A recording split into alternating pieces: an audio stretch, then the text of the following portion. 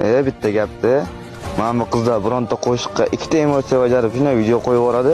O'sha video rekka chiqib ketadi. Yoki biron yaxshiroq chiqqan videosini shunday o'ziniki qilib qo'yib yuboradi, o'sha video ham rekka chiqib ketadi. Lekin bu yoqda bironta bola qotirgan telefonni qotsa ham video zapis qilib, o'sha videoni yarim soat montaj qilib Instagramga qo'yadi. Nima bo'ladi? Kommentariyaga kirsang, botsan, o'yiningni qara, akkauntingni qara, telefoningni qotishini qara, so'kib tashlashgan. Undan nima ayb? Telefonni qotsa ham shu trener bo'lishni orzu qilib video zapis qilganimi yoki bloger bo'lishni orzu qilib o'sha videoni yarim soat montaj qilib Instagramga qo'yganimi?